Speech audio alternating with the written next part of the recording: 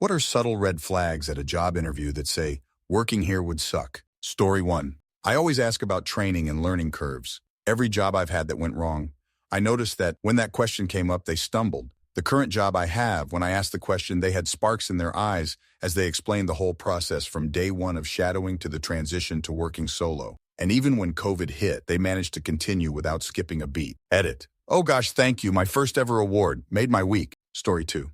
Was interviewed by a senior programmer and the department head. The department head was continuously making condescending remarks towards the other interviewer. Poor guy just sounded broken. Hope he's somewhere else now. Story 3. Once an interviewer straight up asked me if I had any trouble working for free on weekends. I told them my free time is more valuable than anything, and that the only way that I would work a weekend is if they are paying me, and if I felt like working a weekend.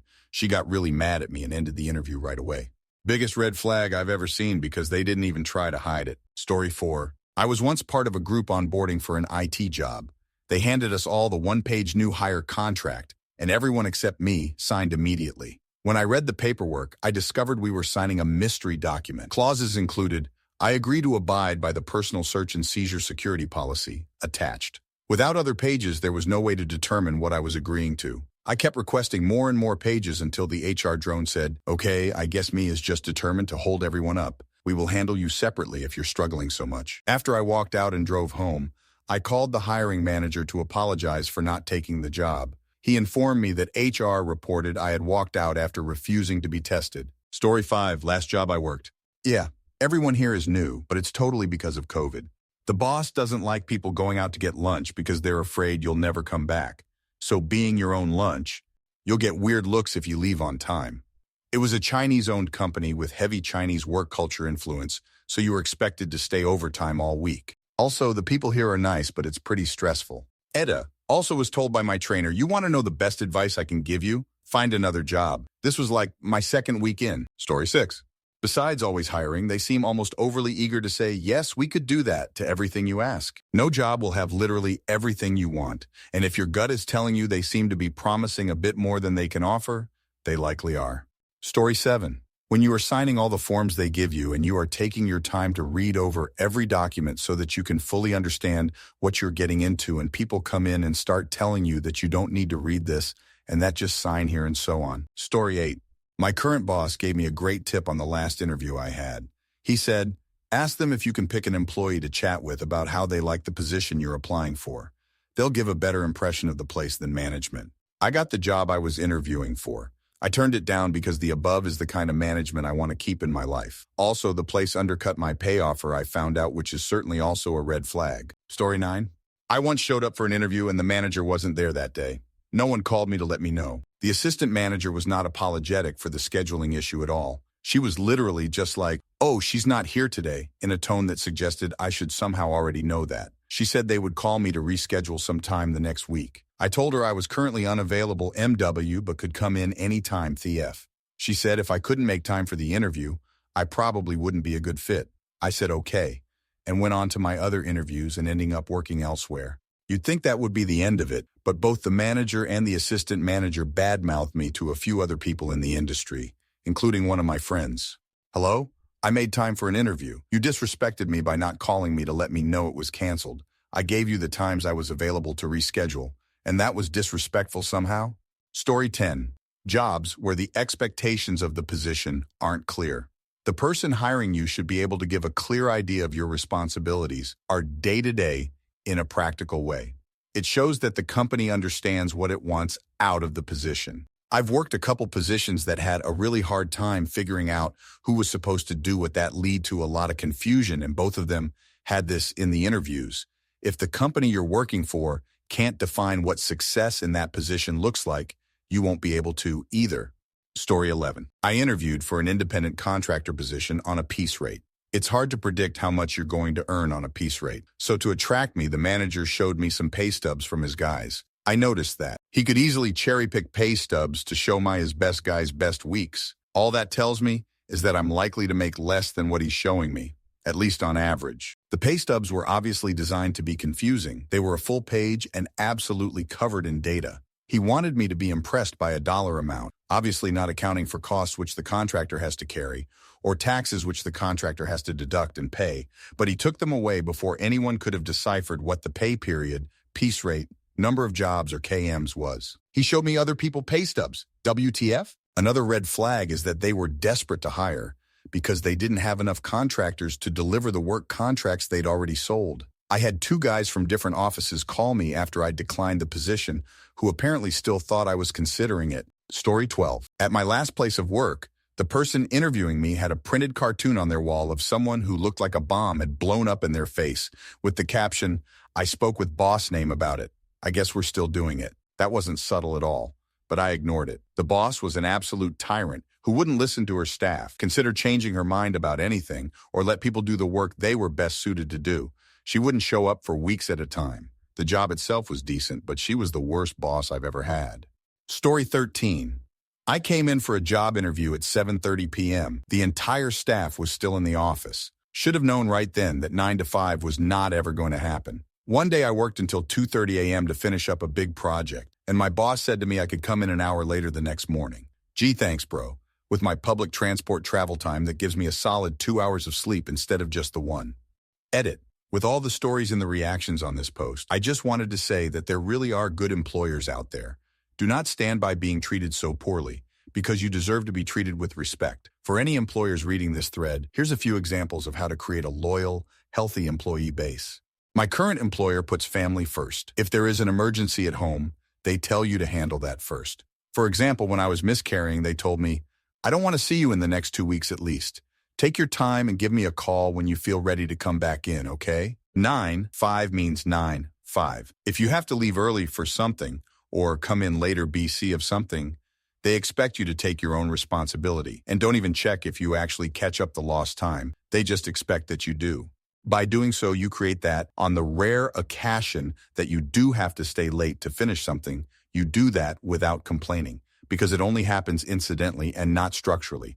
And certainly isn't expected. In fact, they ask if you really have to stay late or if you just think you have to stay late. If you both give and take, you're much more likely to give back. They frequently and genuinely ask about your well-being and then also follow that up. If you tell them your mother is unwell, they ask about her a week later. It's not lost in the abyss that is business. No, you feel seen and heard. You look stressed. Is there anything I can do? Do you want to go over your to-do list together and prioritize what needs done first? Things like this mean the world. One time they walked in and said, "Hey, my afternoon meeting got canceled.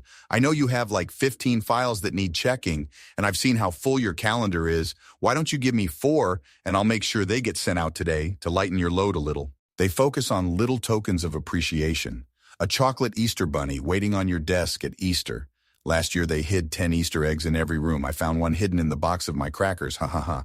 They make sure your salary is paid before Christmas, even though you normally don't get paid before the 26th. They make sure every secretary gets flowers on Secretary Day. They bought us weird pins, think bright neon color with dangly beads on top, just because they thought it would brighten up our days. Like, it only costs a penny, but it makes your staff feel seen. When there's a heat wave, they treat us with popsicles. When it's holiday season, they randomly decide to close the office at noon on December 31st. If we have to earn it in the last couple of hours of this day, we're doing something wrong. So let's shut down for the day. Have a good one, guys. They do not tolerate gossip. We talk with each other, not about each other. They hire capable staff. People who are not putting in the work effort do not last. They will ask us about people's progress, like, "What do you think about the new receptionist?" And we can answer frankly, even if our opinion is that they're not making enough progress, etc. They want to know what we think and they value our input. This creates a healthy work environment with driven people who all have heart for the cause. Mistakes are human, and we solve them together without smack-talking about the person responsible.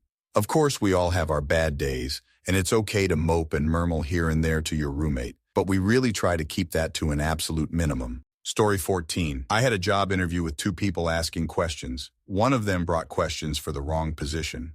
Things I found out later. The person on the IT team who had been with the company longest had been there just under a year. Their turnover was higher than McDonald's, over 50% turnover annually. They had a goal to get it down to 40%. Bonuses only get paid 1 year after you've been there. For a full calendar year, that only starts counting on January 1st. If you get hired January 2nd, 2020, you wouldn't get your first bonus until 2022. There was no manager for the programmers.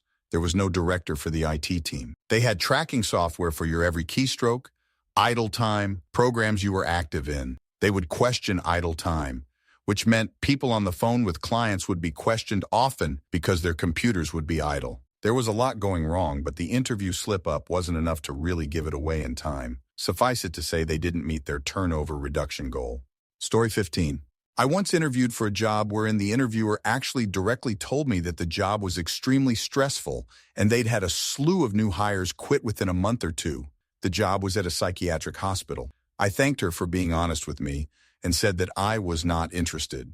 As she was walking me out, she leaned in and said, "You're doing the right thing. Our last hire quit because he said he was having palpitations all the time here and was worried he would have a heart attack." About 3 years later, at another company, I saw one of the women who had interviewed me. She worked in a totally different position in a totally different setting. She said that the other woman who had interviewed me, the one who gave me the warning, actually did suffer a heart attack. She survived and she stopped working there. I was so thankful she warned me. Most interviewers wouldn't do that. Edit. And in thinking more about that woman, obviously she was very stressed and she was having to cover work for that position that needed to be filled. She could have easily and understandably have gone into survival mode and thought, you know what, let's just hire her, meaning me, and then at least I will have some relief for a month or two until this one quits too.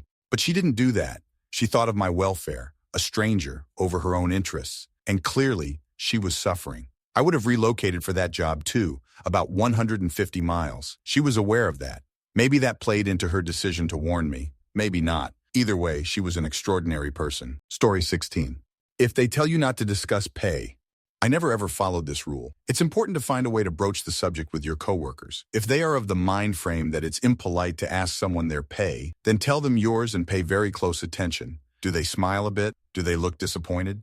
Try to gauge from that, because we don't discuss pay has always been a way to hold down wages and nothing else. It's illegal, but unfortunately it occurs anyway. Story 17. We work hard and we play hard. Translation, you will work 60+ hours a week. You will be expected to work late nights and early mornings. People will treat this job like their whole life. We'll also underpay you. It may look like a decent salary, but when you back it out to hourly, it's not even remotely competitive with industry standard. But we have kegs and a ping pong table. Also, if everyone that interviews you has been there less than 2 years, it's a sign that they can't retain good employees.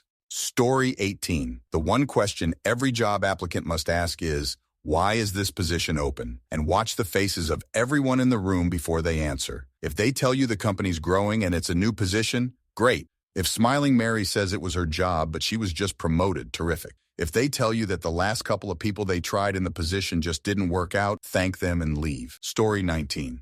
Lots of people standing at colleagues' desks chatting. Either you'll be expected to be present at all times without a sufficient workload, or you'll be picking up the slack for coworkers. Also, I've had lots of interviews where they told me they didn't expect me to have a 9-to-5 mentality. I tend to throw back a sure, if the work is done by 3, I'd be okay with leaving early, and consider anybody who seriously objects to that not worth working for. Story 20. I once applied for a job as a laborer at the local shipping company's warehouse. They asked me to come in for a job interview and bring copies of my resume and criminal record, which I thought was reasonable, since everybody else was asking for the same. The interview was conducted by the supervisor of the department, but the manager of the warehouse was also present for the interview. When I handed the documents to the supervisor, he was immediately visually surprised and went, "Whoa, hey, check it out, a clean record," to the manager. And that was it. The next thing I knew, the interview was over and the manager went, "All right, kid, let's show you around the place." I didn't take the job. Story 21. Guy quit during my interview. Edit. Thanks for gold. Didn't expect that at all, LOL. Edit 2 should have given the story. A few years ago, I was interviewing for a position at a esteemed gaming retail chain. It's known for abusing their employees and just in general being a pretty job due to rude and disrespectful customers. So I'm interviewing for it, and one of the lower managers comes in and hands in their keys, complained about the toxicity of the environment and said they couldn't take it anymore. I got their position after a bit of training and realized I should have taken the warning then. I've been out for about a week now and I feel so much better. Retail sucks, especially at that job. Story 22. I was told we want long-term employment. Don't just leave after 5, 6 years. Okay, what do you pay? And what about raises? His response. $12 an hour, 3 to 4% increases every year. Nope, told him I'm all set. This was an armored truck service. I had to carry my gun and wear a vest. which they did offer to pay for, they just took it out of your pay. $600 for handgun, $400 for vest. You had to possess a permit to carry prior to applying. I went back to private EMS.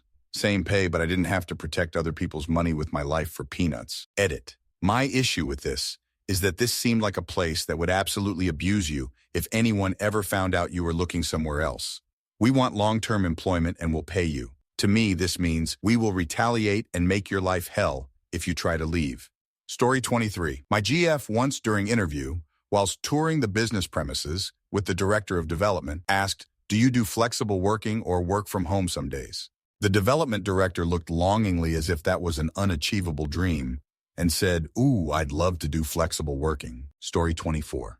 No one decorates their desk means that either they don't get their own desk, no one has time for any interests outside of work, or the culture is stuffy and no fun. Similarly, for tech in particular, if everyone has the same brand of keyboard, it's because they have to. Basically, no one chooses to code for 8 hours a day on a cheap Microsoft keyboard if they can help it. Story 25, I interviewed for a job and the guy was just kind of off-putting. He answered a personal call the middle of the interview, which fine, whatever, but never addressed or said sorry or excuse me for a second, out of common courtesy and professionalism. Just sat and talked for an awkward couple of minutes. I was running errands all the next day and had 3 missed calls from the workplace. Missed another call the next day, but at that point I had decided it wasn't for me. When I tried returning his call to tell him I was no longer interested, he wasn't there. But then it became kind of entertaining because he called me nearly every day for 2 weeks after my interview. It's just a retail job, so I can only imagine how hard-pressed he was to have an employee and how that work environment must be. Story 26. The game is changing with work from home becoming the norm. The old tactics of checking the break room and office decor no longer apply. The usual standbys are still there. Check the benefits, the time off policy in particular. How does vacation, sick, and float work? If it's a large company, is paternity leave paid? Or is maternity leave even a thing? If there's no retirement policy, then that's all you need to know. If there isn't 401k matching, it's also not a long-term deal. With the work-from-home situation, are they really explicit about how excited they are to return to office? Ask how they are enjoying work from home. Is remote work interfering with their business when it shouldn't? That's concerning. You'll get a sense of the organization's leaders as being out of touch based on this sticking point in particular. Are they offering to provide a budget to provision your home office? That's your green flag that they've thought this through. Most of this applies to office jobs, mostly because manufacturing and service ate in the U.S. decades ago. Cubicle life is the new factory worker, so don't expect pensions and lifetime positions anymore. Story 27. I have a friend who is a senior director for a Fortune 500 company. A few years ago, another Fortune 500 company was trying to poach her for their organization. At the end of the interview, the director leading everything told her, "I will get back to you after discussing with my VP." At that point, she was done. She got on a plane and flew back home before they even made an offer. She told me that if the person running the interview doesn't have the authority to make the decision to hire you, then the company has too much bureaucracy and micromanaging to be worth it. She didn't care how much money they offered. It was a lot. She just knew working there would be a nightmare.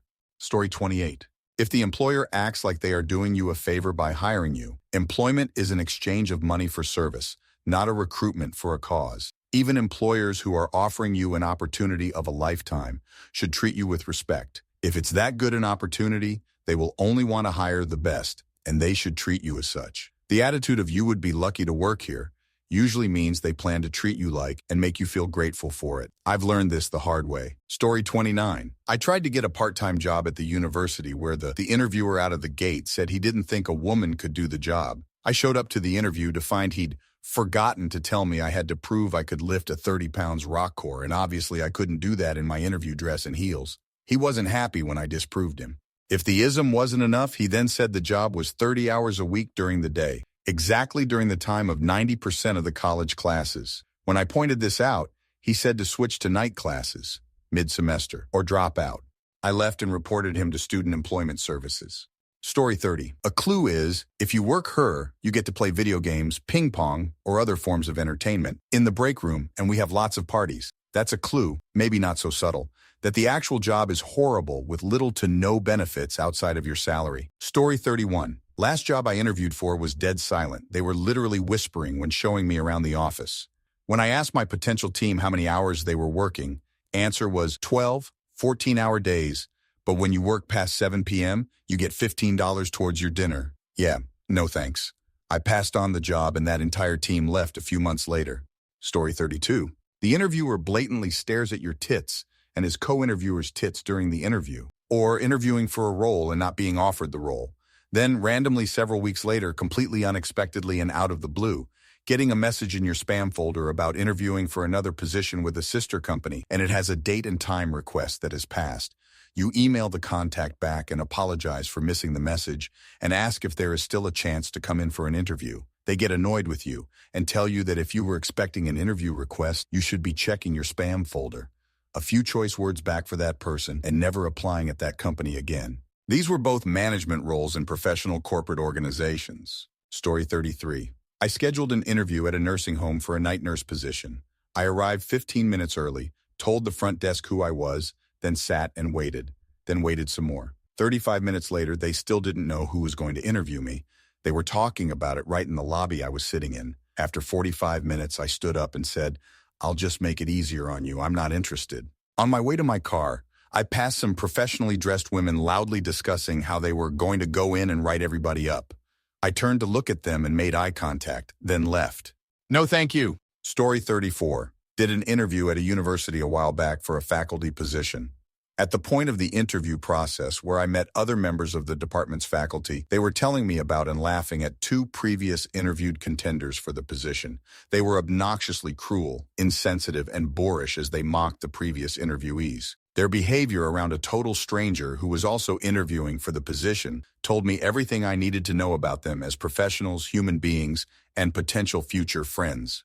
I was offered the job. I took a different position at a different university. Never looked back. Story 35. Interviewed as a waitress for a local busy deli I loved eating at. Manager-owner was very irritable and kept interrupting the interview to bark orders at employees. Spent most of the interview bitching about her lazy, no-good employees. Told me she needed someone to whip them into shape and make them work harder. Told me, "It's so hard to find good help these days. I am professional, so let her finish." She offered me the job. I thanked her for her time and let her know I wouldn't be returning as either a waitress or a guest. Haven't been back since. I miss that pastrami though. Story 36. I don't think I've necessarily had any subtle flags. I had a lot of interviews over the past year, and some made themselves really obvious as to when it would be a bad idea to take a job. They also tend to be the employers that ghost you afterwards. They were always ones that wanted interviews in person as well, despite the majority of mine being remote. Memorable ones included a 10-minute interview where the person didn't ask any questions of value. One where the employer suggested I should take my mask off, didn't have a clue what he needed for a person to fill the position, and then made comments about not wanting to hire a woman, that his daughter, who was my age, told him off because he was politically incorrect, and how it was a lad's environment and couldn't be doing with changing his behavior. One where the door buzzer didn't work, and only a passing employee managed to let me in as the interviewer hadn't given her number. During the interview, she said she'd just taken over all aspects of the business and fired about 4 warehouse people without warning, as they weren't 100% occupied at all times and just told them it was time to go. One who had a lot of negative reviews online as a retailer about how he cheated his customers. When I got there early and was preparing, a member of staff came out and knocked on my car to tell me to come in. They made me do a test that was essentially free labor, and the interviewer asked terrible questions that didn't cover relevant experience, made his comments about how he didn't want to hire women who would just sit in the office and drink coffee all day. When I challenged him about the company's reputation, came up with conspiracy theories about competitors paying to ruin his business. He'd fired someone that week for being an addict and someone else who came in trying to improve the business, as anyone who told him how to run it could off. And that's only some of them. Story 37. I've posted this story before, but I think it fits here. I interviewed to be a property manager for an office complex. We did the interview with a regional director and the company's HR director. The interview took place in the office of the property manager they were to hire. About 15 minutes into the interview, the regional director's phone rang on loud. Instead of apologizing and continuing on, he answered the call. He was very loud on the phone and didn't even say anything about being in the middle of an interview. The HR director looked at me and gave me a look that was like, sorry, he thinks he's a big deal. I looked around while he was on the phone and noticed there was a camera on the ceiling with their company logo on it that faced the property manager's desk. That was the last straw. I stood up and shook the HR director's hand and thanked him for his time. The regional director, who was still on the phone, Asked me what was going on. I told him he is rude for not only answering his phone but taking the call. No one is that important and he can go to hell. Felt good walking out of there and never regretted it at all. Story 38, my secret weapon. Towards the end of the interview, you will inevitably be asked if you have questions. Say this, without skipping a beat. Are you happy working here? If they are, they'll answer right away, and their genuine happiness should be evident in their demeanor while answering. If not, they'll have to think about it for a sec, and will likely stumble and be caught off guard. Their answer will either not be genuine or full of excuses. No one expects this question. I've done that at every interview I've ever had, and it has been the deciding factor in some cases. Story 39. Reading the comments here make me really appreciate the union contracts I work under. My only negotiation is on my job classification, and that is usually spelled out by the job requirements. I'm in the entertainment field, so I have around 20 different employers during the year and work around 120 different jobs in a year. Most interviews are along the lines of, you know how to build a long lens camera package? Great, you are on camera too. 2020 was a little different, and 2021 is not looking real great either. Story 40. I read an article once that advised in the interview, you ask the manager to describe the best/most successful, insert whatever descriptor here, they have supervised. If they describe someone who went above and beyond all the time, they will expect you to prioritize work too much and take advantage of you. If they describe someone who worked at their improvement, even if they weren't the best and have since promoted, they probably prioritize your growth. Story 41. I had a weird interview years ago. I was applying to be a trade sales assistant as the job details and duties seemed to match what I was already doing at my temp job at the time.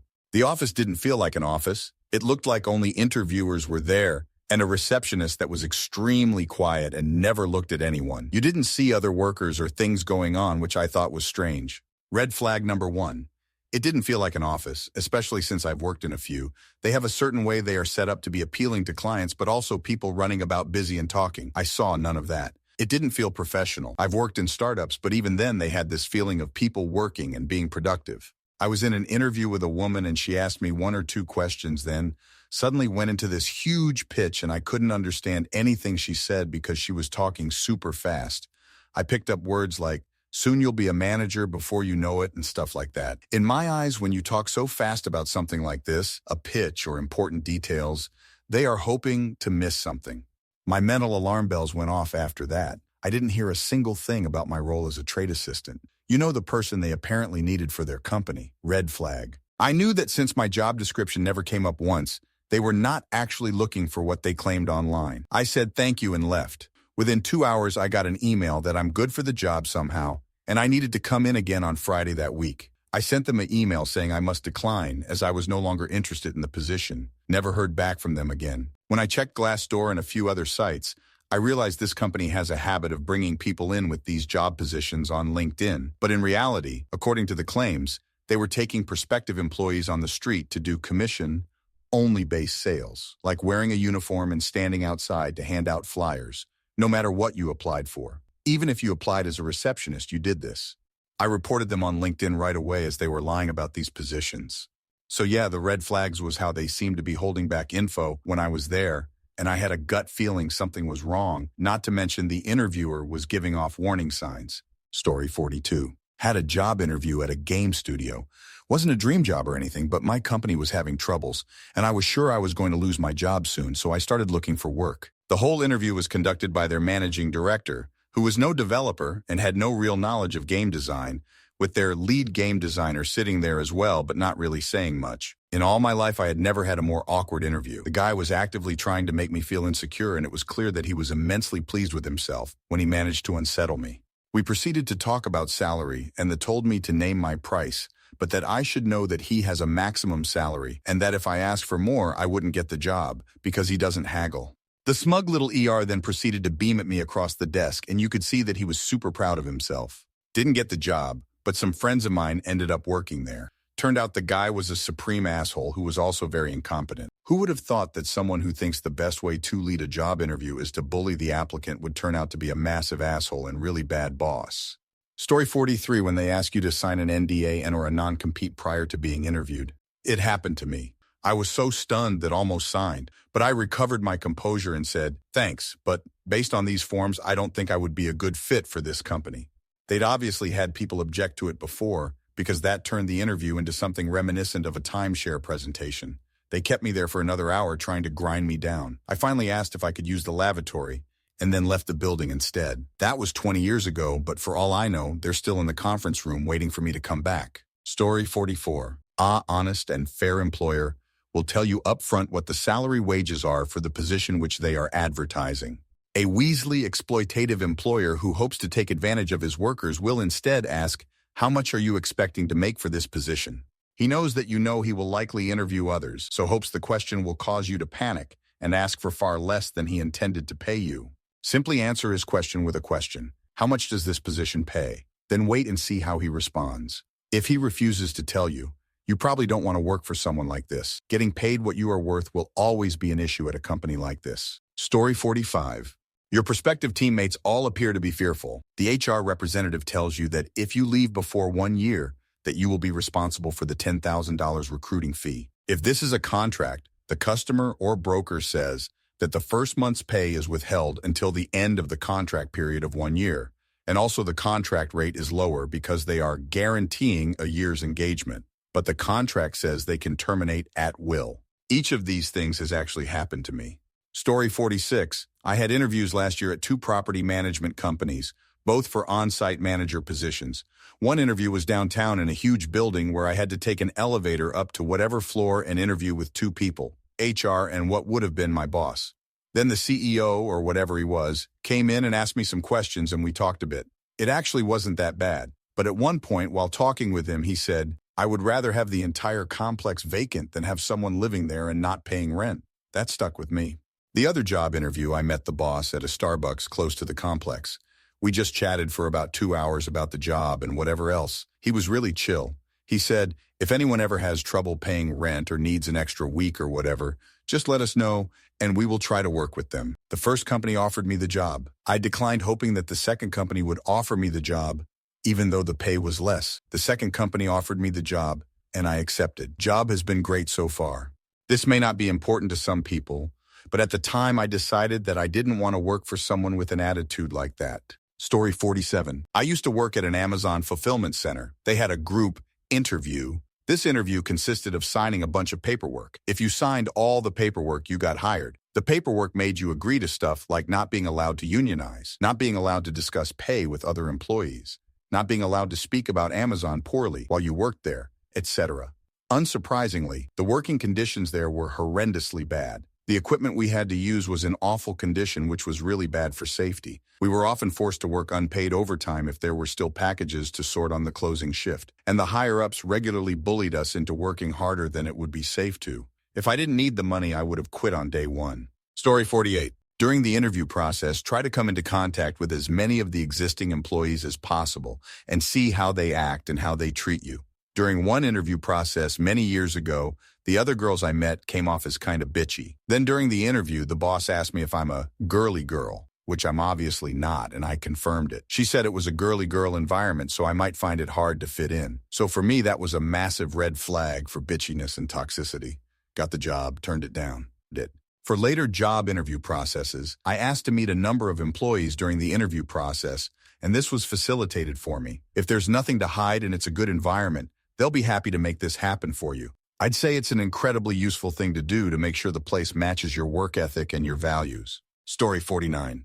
The entire department had been fired and replaced 6 months ago. The interviewer, my future boss and department head, spent most of it talking about his divorce and explaining in detail all the other people in other critical departments he didn't like and refused to work with. I was then told he'd love to hire me as I was young, so they could pay me pound 10K less than the job was advertised at, but that before they'd make me an offer, I had to go through another 4 stages on interview. To top it off, the interview was held in a flexible working space that was literally a coffee table and chairs in the middle of a very busy corridor. Story 50. In the tech world, it's tradition to make the candidate do some programming exercise on the whiteboard.